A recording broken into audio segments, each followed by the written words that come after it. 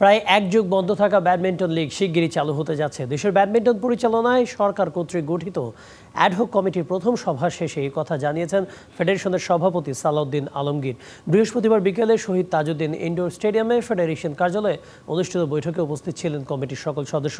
বৈঠকে ফেডারেশনের আয় ব্যয় হিসাবে স্বচ্ছতা ও জবাবদিহিতা নিশ্চিত করতে জোর তাগিদ দেওয়া হয়। একই সাথে বন্ধ থাকা লিগ ও টুর্নামেন্ট চালুর বিষয়েও সিদ্ধান্ত নেওয়া হয়।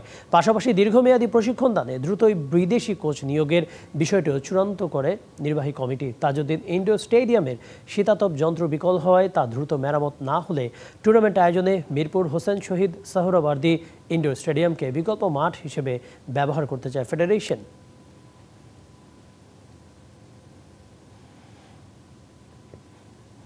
প্রথম মিটিংয়ে একটা কথা বলেছে যে আমরা প্রথমে স্বচ্ছতা আনতে চাই। আমরা আজকে প্রথম মিটিংয়ে ঠিক কীভাবে স্বচ্ছতা আনবো সেটা নিয়েই কথা বলেছি। দ্বিতীয়ত আমরা একটা ইয়ারলি প্ল্যানিং করতেছি। এখন তো ইয়ার নেই, up to December, but up to December actually কীভাবে আমরা কয়টা টুর্নামেন্ট অ্যারেঞ্জ করতে পারি, কীভাবে সকলকে এঙ্গেজ করতে পারি, আমরা সেটা নিয়ে একটা আলোচনা করলাম।